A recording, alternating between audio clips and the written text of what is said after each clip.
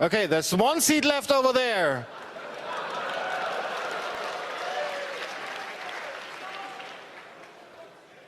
So for the first time, this room is full.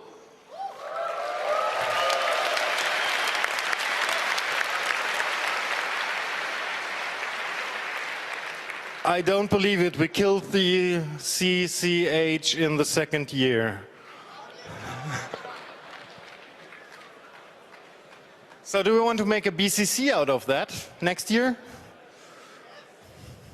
So what do you think, how many people are here? 4,000?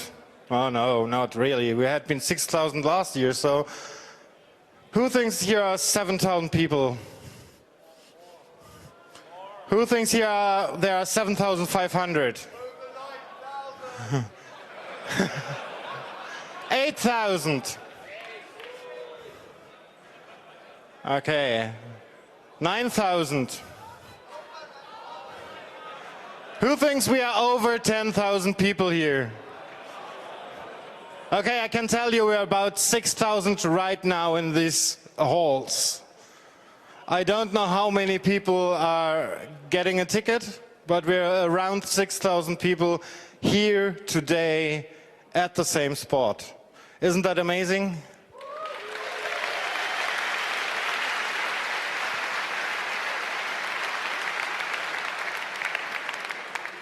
So I leave you now for the last 4 minutes and prepare yourself for the next talk. Probably I have to go to room 2 and take a look if there's some crowd control needed as well. Have fun, and Frank will take over from here now. Thank you very much.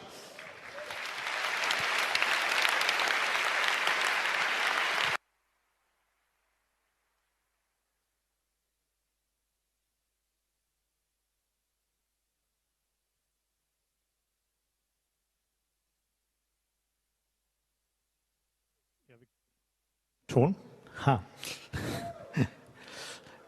Yeah, we could play some audience games, of course, while waiting for some IP-based connectivity going up. As you may have heard, we really wanted to have Glenn Greenwald, the keynote speaker, in person here, but the circumstances surrounding his work make it a little bit difficult. So we have him here on a video transmission from Sao Paulo. Oh no, that's not true, from Rio.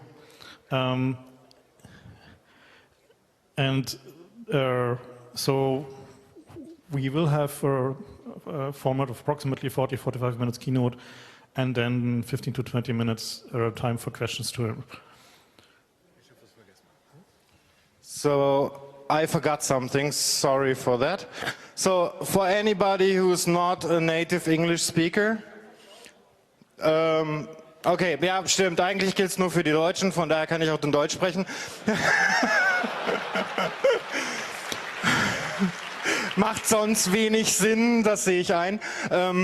Für jeden, der des Englischen nicht hundertprozentig mächtig ist, hat sich das Übersetzungsteam gedacht, anstatt wie bisher alles Deutsche ins Englische zu übersetzen, dieser Talk wird direkt simultan vom Englischen ins Deutsche übersetzt und ihr könnt euch das Ganze unter 8011 anhören.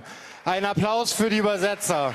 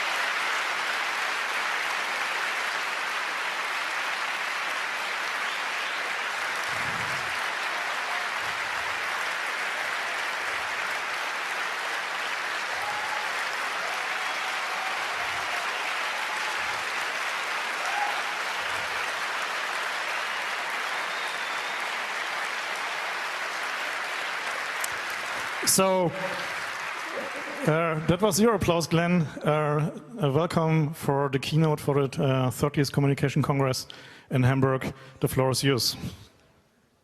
Thank you. Thank you very much.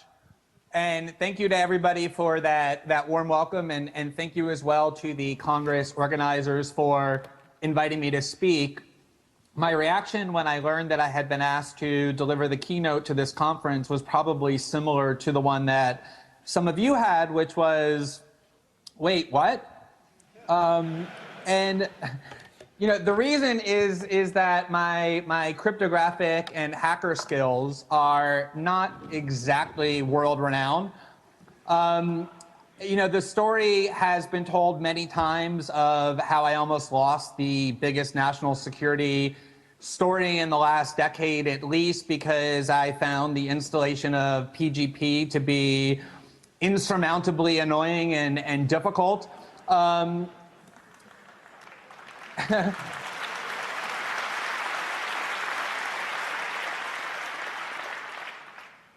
there's another story that's very similar that illustrates the same point that I actually don't think has been told before, which is prior to my going to Hong Kong, I spent many hours with both Laura Poitras and Edward Snowden trying to get up to speed on the basics of security technology that I would need in order to report on this story. And they tried to tutor me in all sorts of programs and finally concluded that the only one, at least at that time for that moment, that I could handle was TrueCrypt. And they taught me the basics of TrueCrypt, and I went to Hong Kong, and before I would go to sleep at night, I would play around with TrueCrypt, and I kind of taught myself a couple of functions that they hadn't even taught me, and really had all this sort of confidence. And on the third or fourth day, I went over to meet both of them, and I was beaming with pride, and I showed them all the new things that I had taught myself how to do on TrueCrypt, and I pronounced myself this cryptographic master that I was really becoming advanced. And I looked at both of them, and I didn't see any return pride coming my way. Actually, what I saw was them trying very hard to avoid rolling their eyes out of their head at me to one another. And I said, why are you reacting that way? Why isn't that a great accomplishment? And they sort of let some moments go by, and no one wanted to break it to me. And finally, Snowden piped in and said, TrueCrypt is really meant for your little kid brother to be able to master. It's not all that impressive. And and I remember being very deflated and kind of going back to the drawing board. Well, you know, that was 6 months ago. And in the interim, the importance of security technology and privacy technology has become really central to everything it is that I do. I really have learned an enormous amount about both its importance and how it functions. And I'm far from the only one. I think one of the most significant outcomes of the last 6 months, but one of the most under-discussed, is how many people now appreciate the importance of protecting the security of their communications. If you go and look at my inbox from July, probably 3 to 5% of the emails I received were composed of PGP code. That percentage is definitely above 50% today, and probably well above 50%. When we talked about forming our new media company, we barely spent any time on the question. It was simply assumed that we were all going to use the most sophisticated encryption that was available to communicate with one another.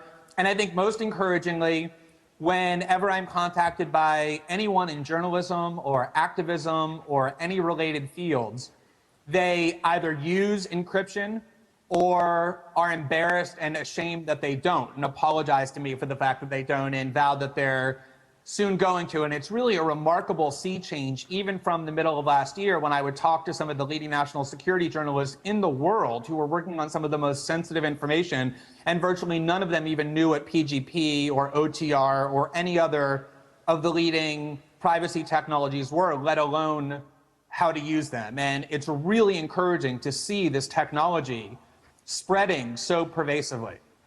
And I think that this underscores an extremely important point, and one that gives me great cause for optimism. I'm often asked, whether I think that the stories that we've been learning over the last 6 months and the reporting and the debates that have arisen will actually change anything and impose any real limits on the US surveillance state.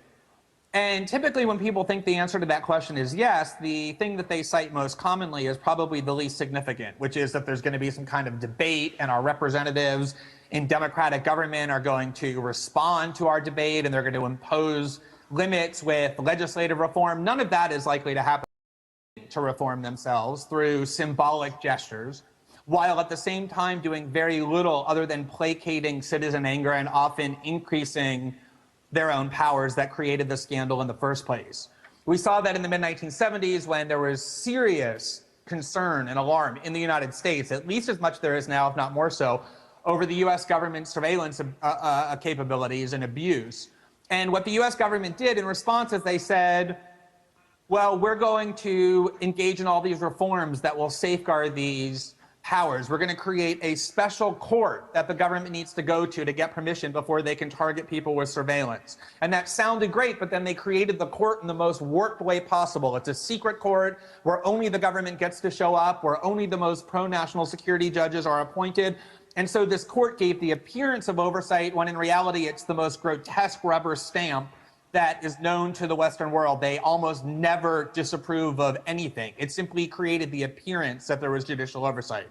Or they also said we're going to create congressional committees, the intelligence committees that are going to have as their main function overseeing the intelligence committees and making certain that they no longer abuse their power. And what they did instead was immediately install the most servile loyalists of the intelligence committees as head of this quote unquote oversight committee. And that's been going on for decades, and today we have two of the most slavish pro-NSA members of Congress as the head of these committees who are really there to bolster and justify everything and anything the NSA does rather than engage in real oversight. So again, it's designed to prettify the process while bringing about no real reform.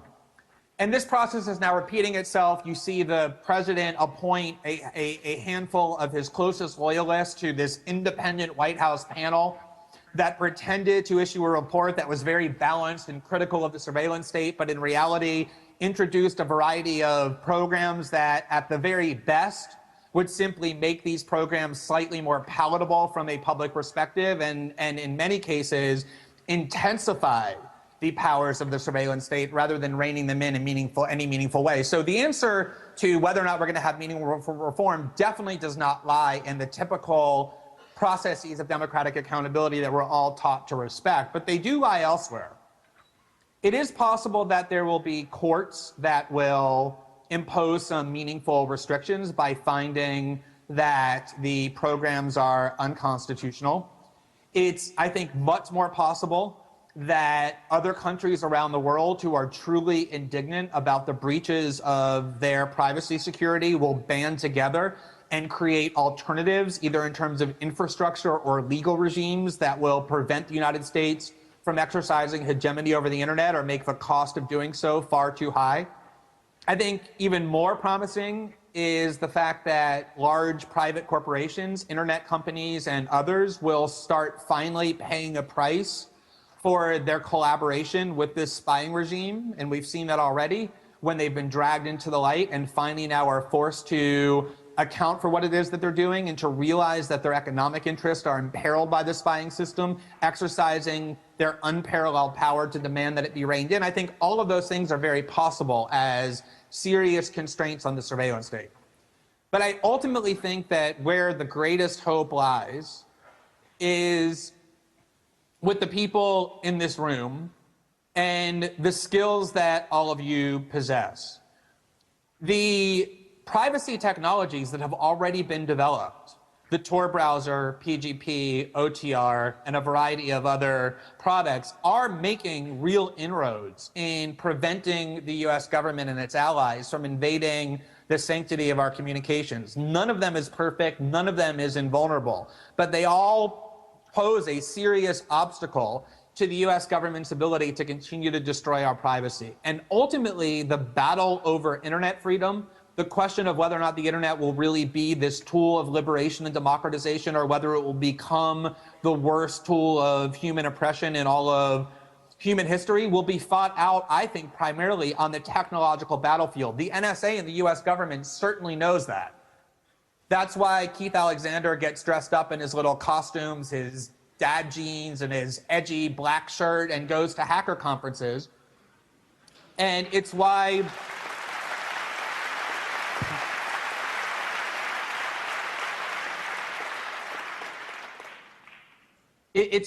corporations in Silicon Valley like Palantir Technologies spend so much effort depicting themselves as these kind of rebellious pro-civil libertarian factions, as they spend most of their time in secret working hand in hand with the intelligence community and the CIA to increase their capabilities, because they want to recruit particularly younger brain power onto their side, the side of destroying privacy and putting the internet to use for the world's most powerful factions. And what the outcome of this conflict is, what the internet ultimately becomes, really is not answerable in any definitive way now. It depends so much on what it is that we as human beings do.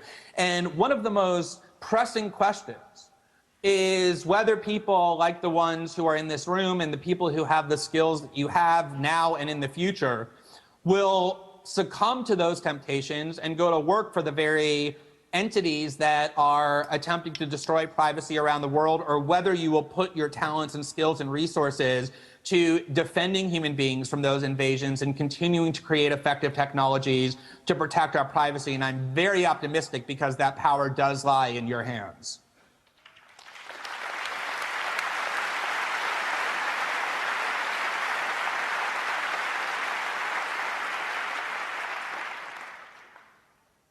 So I want to talk about another cause of optimism that I have, which is that the Pro-Privacy Alliance is a lot healthier and more vibrant. It's a lot bigger and stronger than I think a lot of us, even who are in it, often appreciate and realize. And even more so, it is rapidly growing, and I think inexorably growing.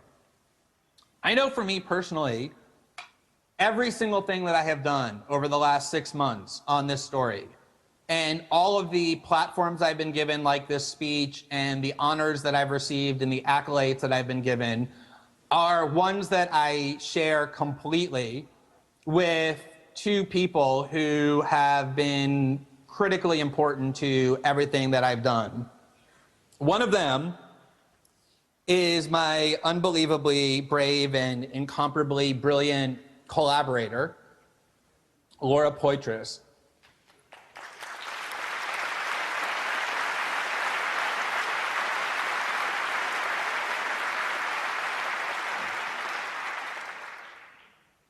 And, you know, Laura doesn't get a huge amount of attention, which is how she likes it.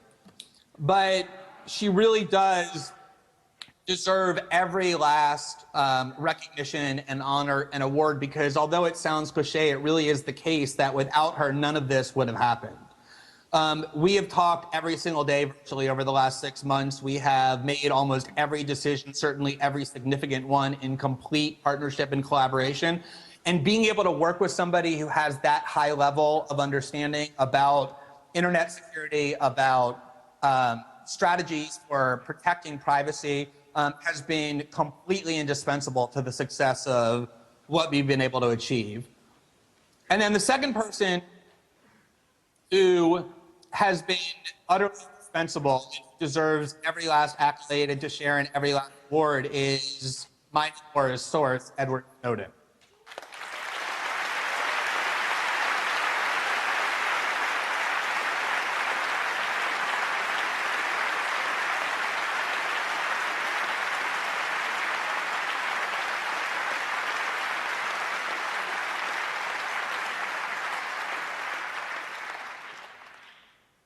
It is really hard to put into words what a profound effect his choice has had on me and on Laura and on the people with whom we've worked directly and on people with whom we've indirectly worked, and then millions and millions of people around the world. The courage and the principled act of conscience that he displayed will shape and inspire me for the rest of my life, and will inspire, I'm convinced, millions and millions of people to take all sorts of acts that they might not have taken because they've seen what good for the world can be done by even a single individual. And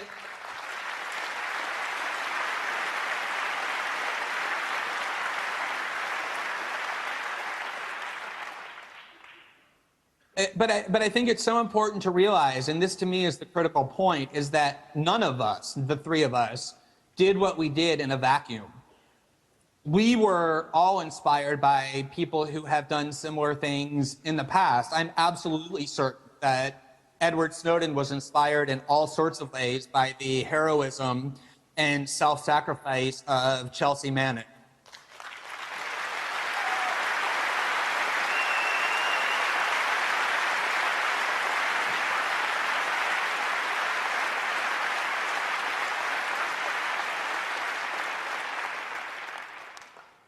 And I'm quite certain that in one way or another, she, Chelsea Manning, was inspired by the whole litany of whistleblowers and other people of conscience who came before her to blow the whistle on extreme levels of corruption, wrongdoing, and illegality among the world's most powerful factions. And they, in turn, were inspired, I'm certain, by the person who is one of my greatest political heroes, Daniel Ellsberg, who did this 40 years ago.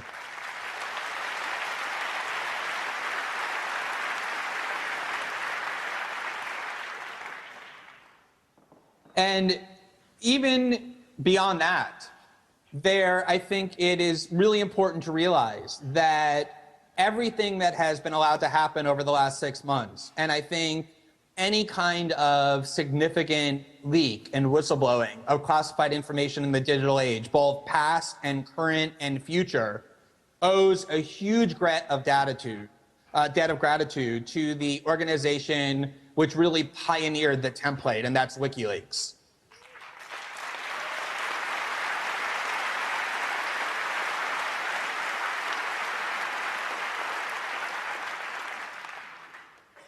And, we didn't completely copy to the letter the model of WikiLeaks. We modified it a little bit, just like WikiLeaks modified what it has decided were its best tactics and strategies as it went along. And I'm sure people who come after us will modify what we have done to improve on what we have done and to avoid some of our mistakes and some of the attacks that have actually been successful. But I think the point that is really underscored here, and it was underscored for me probably most powerfully when Edward Snowden was rescued from Hong Kong from probable arrest and imprisonment for the next 30 years by the United States, not only by WikiLeaks, but by an extraordinarily courageous and heroic woman, Sarah Harrison.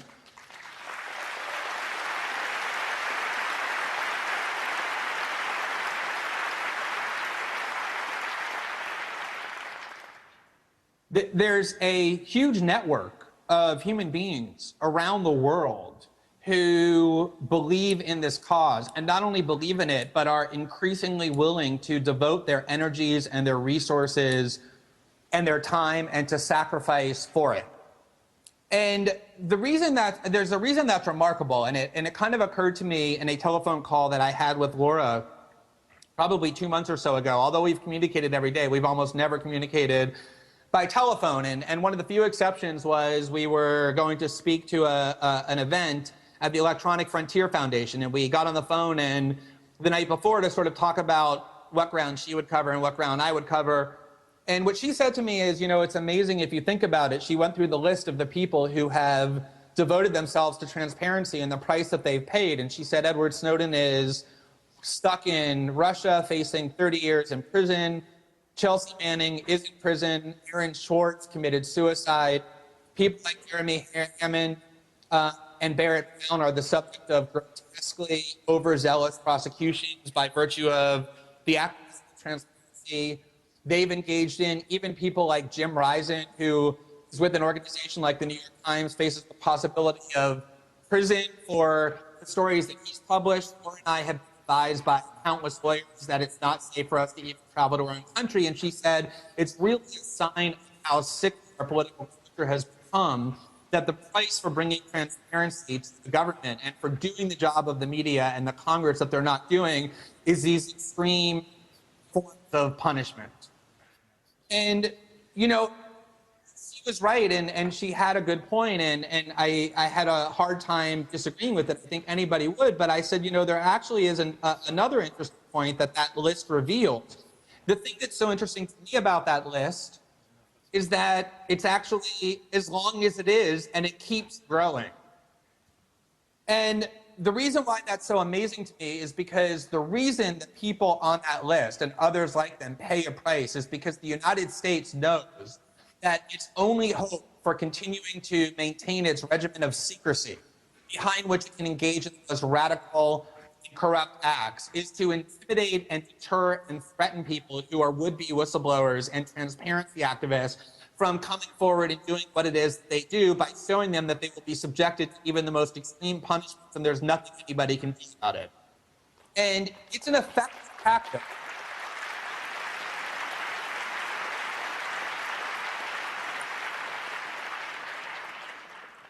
You know, it is an effective tactic. It works for some people, not because those people are cowardly, but because they're rational.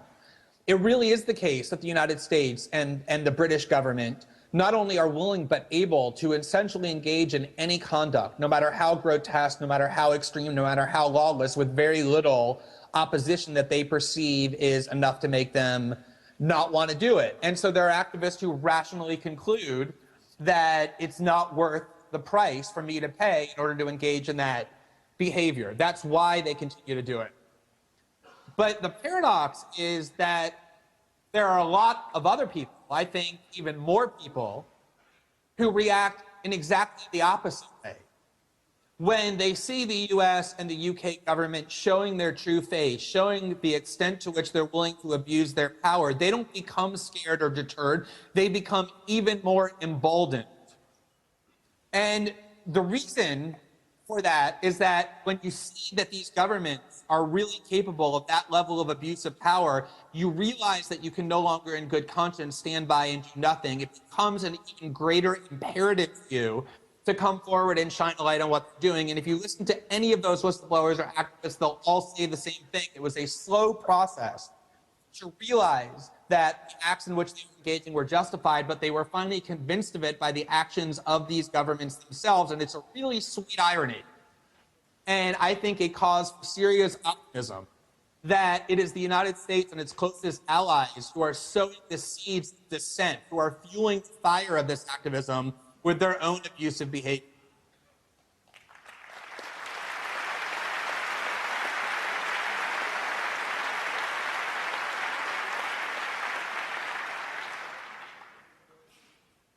Now, speaking of the attempt to intimidate and deter and the like, I just want to spend a few minutes talking about the current posture of the United States government with regard to Edward Snowden.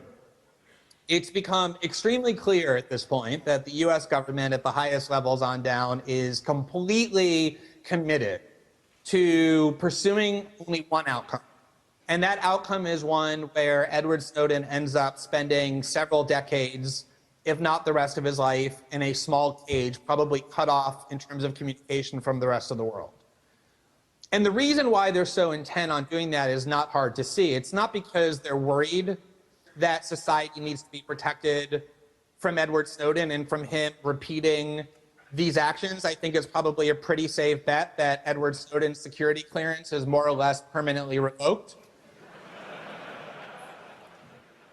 The reason they're so intent on it is because they cannot allow Edward Snowden to live any sort of a decent and free life because they're petrified that that will inspire other people to follow his example and to be unwilling to maintain this bond of secrecy when maintaining that bond does nothing but hides illegal and damaging conduct from the people who are most affected by it. And what I find most amazing about that is not that the United States government is doing that. That's what they do. It's who they are. What I find amazing about it is that there are so many governments around the world, including ones that are capable of protecting his human rights and who have been the biggest beneficiaries of his heroic revelations, who are willing to stand by and watch his human rights be crushed and be imprisoned for the crime of showing the world what's being done to their privacy.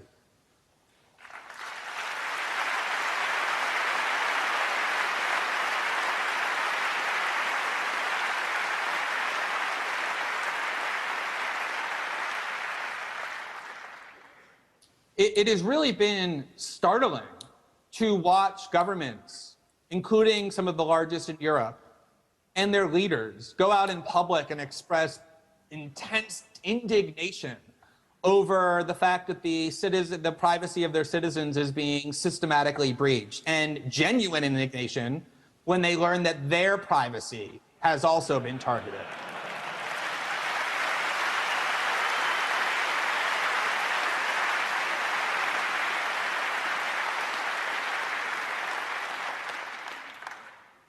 And yet, at the same time, the person who sacrificed in order to defend their basic human rights, their rights of privacy, is now having his own human rights targeted and threatened in recrimination.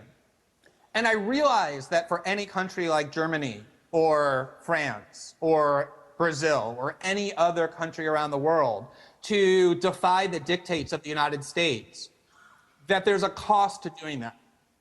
But there was an even greater cost to Edward Snowden to come forward and do what he did in defense of your rights, and yet he did it anyway.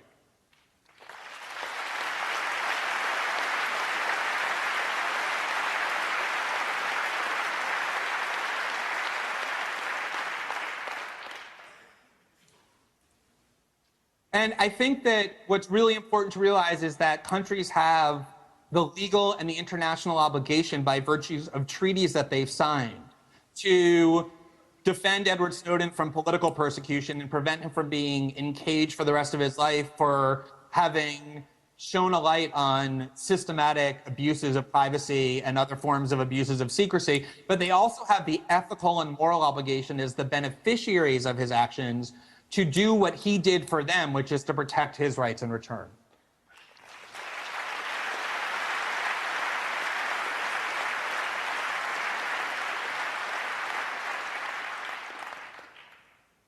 I want to spend a little bit of time talking about one of my favorite topics, which is journalism. When I was in Hong Kong and with Laura and Ed Snowden, I've been reflecting on this a lot in the course of writing the book that I've been writing over the past couple months about everything that's happened.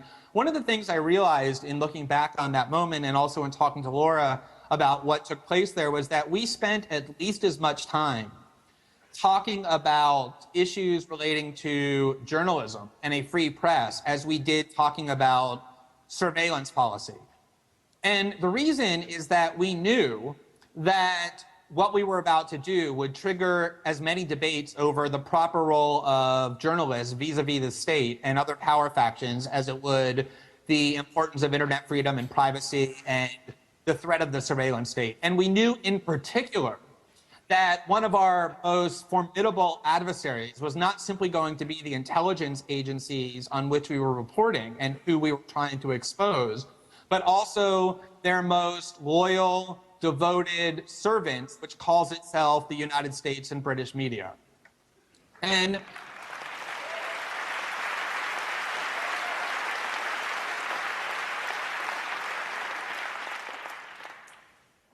so we spent a great deal of time strategizing about it. We resolved that we were going to have to be very disruptive of the status quo, not only the surveillance and political status quo, but also the journalistic status quo. And I think one of the ways that you can see what it is that we were targeting is in the behavior of the media over the past 6 months as these revelations have emerged almost entirely without them and despite them.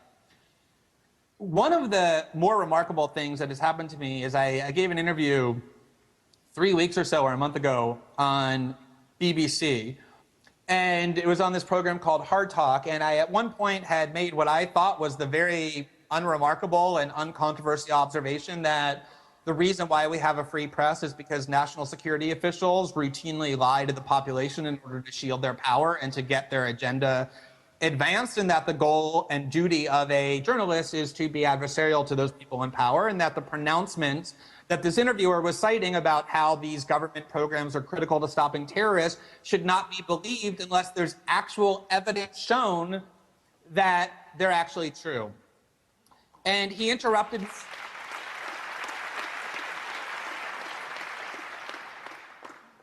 When I said that, he interrupted me and he said, look, I'm sorry, I don't do pompous British accents well, so you'll just have to transpose it in your own imagination. onto what I'm saying, but he said, you know, I just need to stop you. You have said something so remarkable. He was like a Victorian priest scandalized by seeing a woman pull up her skirt a little bit above her ankles. He said,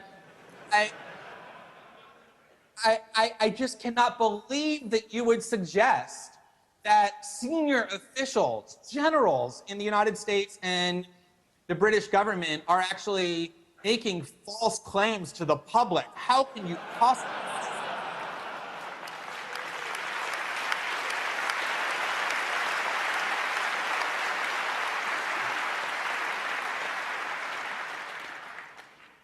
No, that is not aberrational. It really is the central view of certainly American and British media stars, that when especially people with medals on their chest who are called generals, but also high officials in the government make claims, that those claims are presumptively treated as true without evidence, and that it's almost immoral to call them into question or to question their veracity. And obviously, we went through the Iraq War, in which those two same governments specifically and deliberately lied repeatedly to the government, to their people, over the course of 2 years to justify an aggressive war that destroyed a country of 26 million people. But we've seen it continuously over the last 6 months as well. The very first document that Edward Snowden ever showed me was one that he explained would reveal unquestionable lying by the senior national intelligence official of President Obama, the director of national intelligence, James Clapper. That was the document that revealed that the Obama administration had succeeded in convincing a secret court, to compel phone companies to turn over to the NSA every single phone record of every single telephone call, local and international, of every single American, even though that national security official, James Clapper, before the Senate just months earlier was asked, does the NSA collect full data about the communications of Americans? And he answered, no, sir. What we all now know is a complete lie. There are other lies that the NSA and its top officials have, U.S. government's top officials have told. And by lie, I mean advisedly, things they know to be false that they're saying anyway to convince people of what they want them to believe. Keith Alexander repeatedly said, the head of the NSA, that they are incapable of accounting for the exact number of calls and emails that they intercept from the American telecommunications system, even though the program we ended up exposing, Bounce Informant, counts with exact mathematical precision exactly the data that he said he's incapable of providing. Or the NSA and the GCHQ have repeatedly said that the purpose of these programs is to protect people from terrorism and to safeguard national security, and that they never, unlike these evil companies, engage in spying for economic use.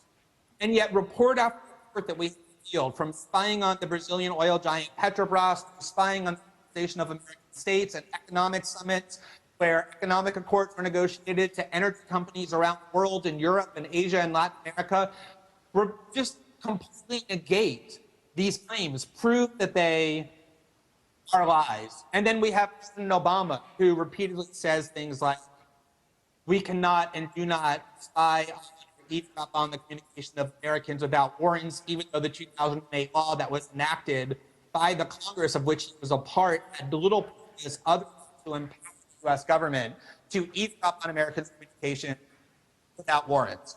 And what you see here is serial lying.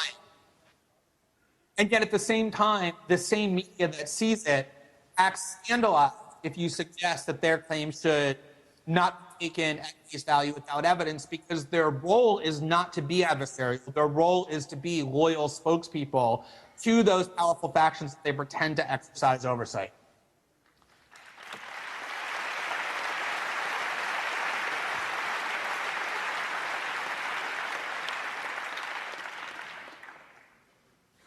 Just one more point on that, which is to understand just how the American and British media function. You can pretty much turn on the TV at any moment or open an internet website and see very brave American journalists calling Edward Snowden a criminal and demanding that he be extradited to the United States and prosecuted and imprisoned. They're very, very brave when it comes to declaring people who are scorned in Washington and who have no power and have become marginalized. They're very brave in condemning them and standing up to them and demanding that the rule of law be applied to them faithfully. He broke the law, he must pay the consequences. And yet, the top national security official of the United States government went to the Senate and lied to their face, as everybody now knows, which is at least as much of a serious crime as anything Edward Snowden is accused of. And you will be hard-pressed to find a single one of those great criminals.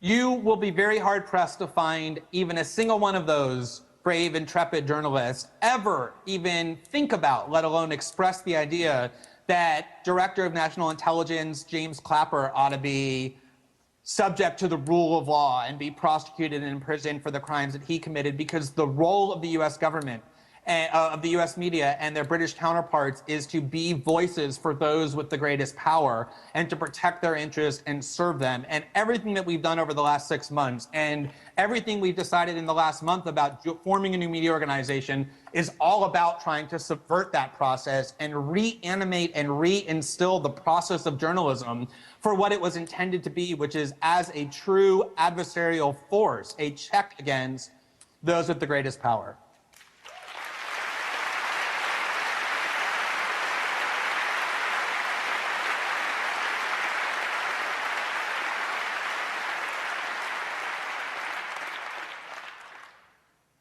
So I just want to close with one last point, which is the nature of the surveillance state that we've reported over the last 6 months. Every time I do an interview, people ask similar questions such as, what is the most significant story that you have revealed? Or what is it that we have learned about the last story that you just published? And what I've really begun saying is that there really is only one overarching point that all of these stories have revealed. And that is, and I say this without the slightest bit hyperbole or melodrama, it's not metaphorical and it's not figurative, it is literally true, that the goal of the NSA and its Five Eyes partners in the English-speaking world, Canada, New Zealand, Australia, and especially the UK, is to eliminate privacy globally, to ensure that there be no human communications that occur electronically, that evades their surveillance net. They want to make sure that all forms of human communication, by telephone or by internet, and all online activities are collected, monitored, stored, and analyzed by that agency and by their allies.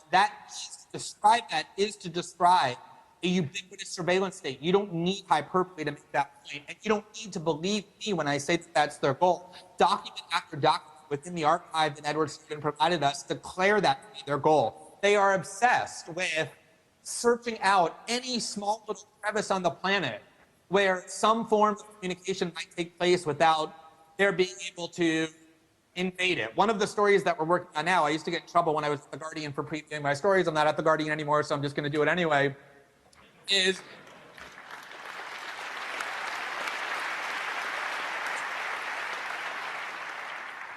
the NSA and the GCHQ they're being driven crazy by the idea that you can go on an airplane and use certain cell phone devices or internet services and be away from their prying eyes for a few hours at a time. They are obsessed with finding ways to invade the systems of online onboard internet service and mobile phone service, because the very idea that human beings can communicate even for a few moments without them being able to collect and store and analyze and monitor what it is that we're saying is simply intolerable. That is their institutional mandate. And when I get asked questions when I do interviews in different countries, well, why would they want to spy on this official, or why would they want to spy on Sweden, or why would they want to target this company here? The premise of that question is really flawed. The premise of the question is that the NSA and the GCHQ need a specific reason to target somebody for surveillance. That is not how they think.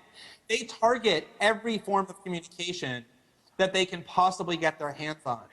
And if you think about what individual privacy does for us as human beings, let alone what it does for us on a political level, then it really is the thing that lets us explore boundaries and engage in creativity and use the mechanisms of dissent without fear. When you think about a world in which privacy is allowed to be eliminated, really talking about eliminating everything that makes it valuable to be a free individual, a surveillance state, by its necessity, by its very existence, breeds conformity, because when beings know that they're always susceptible to being watched, even if they're not always being watched, the choices that they make are far more constrained, are far more limited, cling far more closely to orthodoxy than when they can act in the private realm. And that's precisely why the NSA and the GCHQ and the world's most powerful TVs throughout history and now always as the first goal have the elimination of privacy at the top of the list, because it's what ensures that human beings can no longer resist the decrees that they're issuing. Well, thank you once again very much. And good.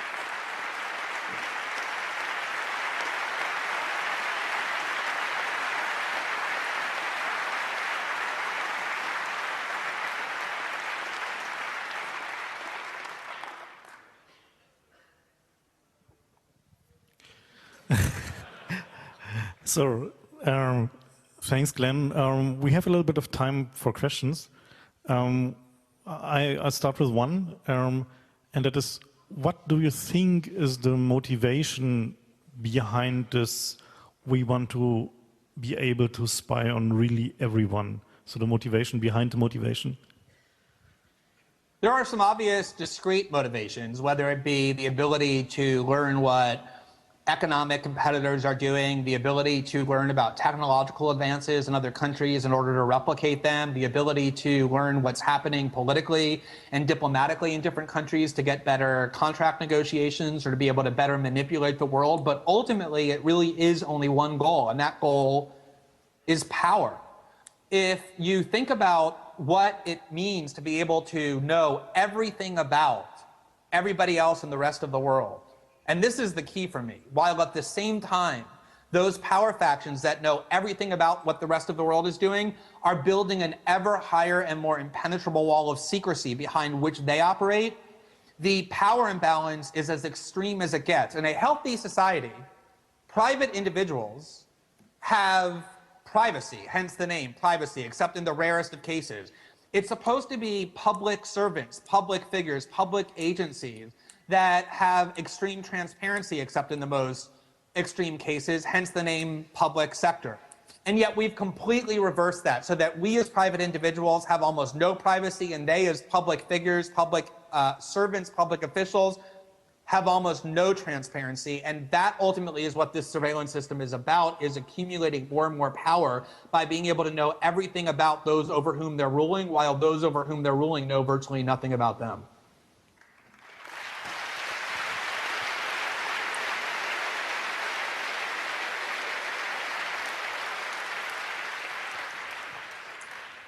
Okay, so we have approximately 10 more minutes for questions from the audience. So please, the audience, line up at microphone 1, 2, 3, and 4 if you want to ask a question. There are also questions from the internet. On the other hand, I exploit my position here and want to ask one thing. Are you fearing for your own well-being to be harmed? You know, I think that there's obvious risk to what Laura Poitras and I have both done together. Like I said before, we've been advised by lawyers that we really shouldn't travel. Obviously, my partner not only was detained under a terrorism law by the British government, but we're now all being threatened with prosecution under terrorism and espionage statutes. When you have tens of thousands of top secret documents, there's obvious risk to that as well. But journalists around the world and activists around the world, not only in the past, but currently are facing far greater dangers and have paid far greater prices than anything we have. And so I don't spend very much time thinking about that at all. It's a very easy choice when I see the people like Edward Snowden and the other ones on the list making the choices they've made to do my part, which is often a subset of what they're doing in pursuit of these values that I really believe in.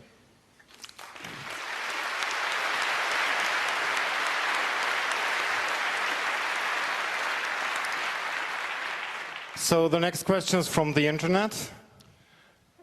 Do you hear me? Okay. So how do you decide which detail you share with the world and which you are not allowed, or which you don't know if we are allowed to see everything you have? So what is your decision process there? Do you decide that on your own or in a committee? And what are the criteria for the information that you release right now? Yeah, that's a great question. That's probably been by far the hardest choices that we've had to make. And I know there's a lot of debate surrounding it, and I've watched that debate because it's been really valuable to, I think, all of us who have had to make these choices. The first factor that we use is the agreement that we entered into with Edward Snowden when he came to us and expressed very clear ideas about what he wanted to achieve and how he thought best that could be achieved. And we spent a lot of time talking to him about the methods that we would use, about what we would publish, about what we wouldn't publish. And regardless of the debates that have taken place, we feel duty-bound to adhere to the agreement that we entered into with him, because he is not an object to be sacrificed for a cause. He is a human being whose agency and autonomy has to be regarded and honored. And everything that we've done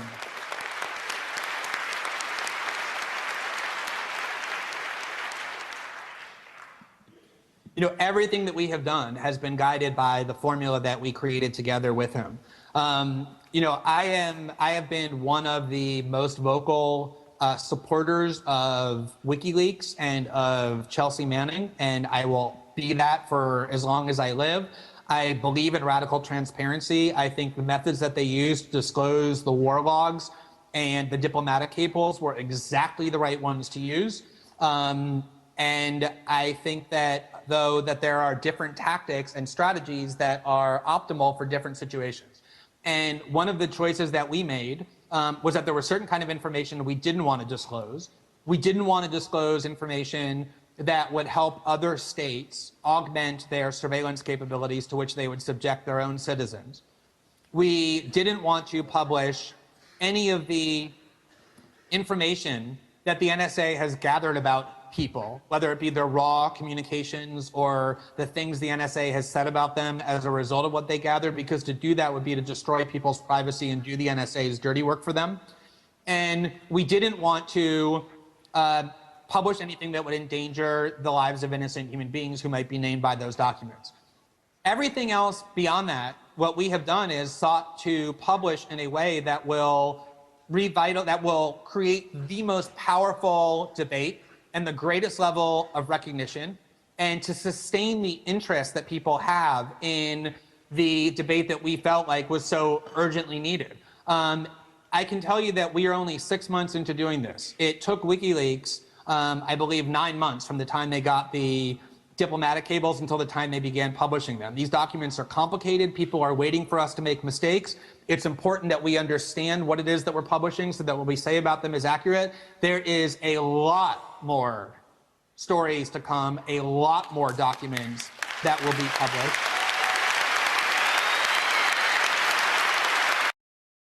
So microphone 1, please.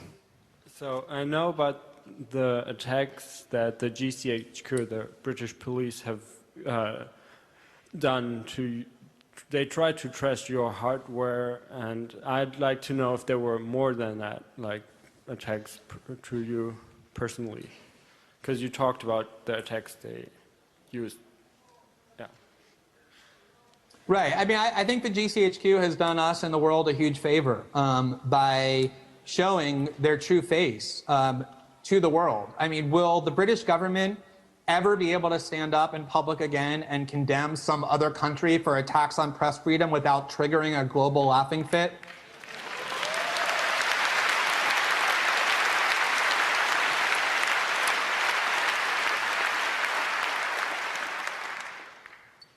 And, you know, I think that the most important thing that you can do as a journalist when you're being threatened, and the threats have gone far beyond what you just asked about. They're, as I said, continuously threatening in all sorts of formal and informal ways to criminally charge some or all of us who have been involved in this reporting. The only thing that you can do is to stand up to the playground bully and continue to publish in defiance of their threats, and that's what we're going to continue to do.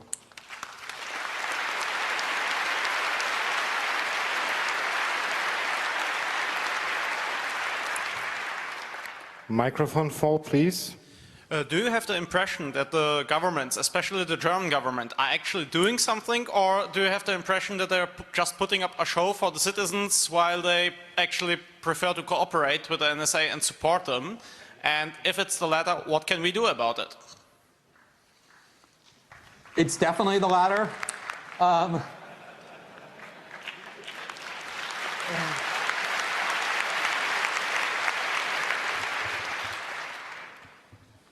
You know, ultimately, governments will do two things. They will, in the first instance, do everything that they can to advance their own interests. And governments around the world, especially in the West, don't perceive it to be in their own interests, at least some of them, to disobey the United States. And they also don't perceive it to be in their own interest to take meaningful action against surveillance policies which they themselves believe in and engage in. And so the question then becomes, how do you get them to do something beyond that framework? And the only real answer becomes to increase the cost to doing it. As I said earlier, I think that the cost to the internet sector in the United States has become quite real. The cost to Boeing, which just lost a $4 billion contract for fighter jets because Brazil didn't want to buy from a country that has been systematically spying on them, is very real. I think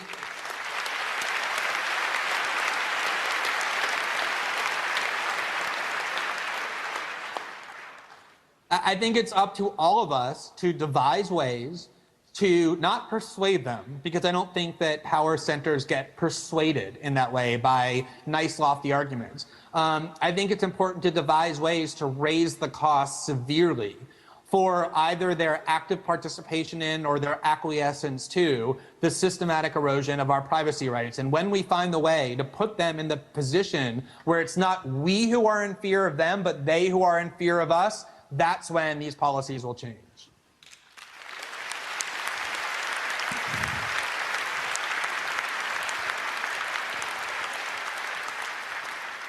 I think it was a perfect closing of your keynote. Thanks a lot for taking the time. And thank you, everybody. Appreciate it.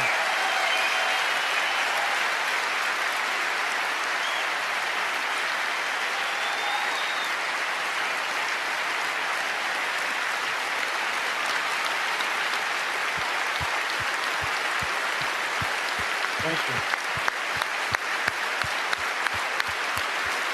Thank you very much.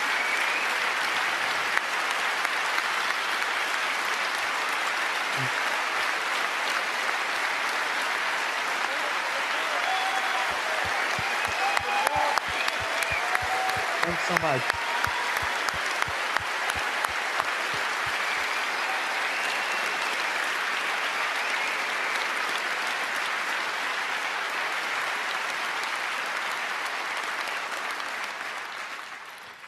Thank you very much. yeah, and please continue your work. Thank you.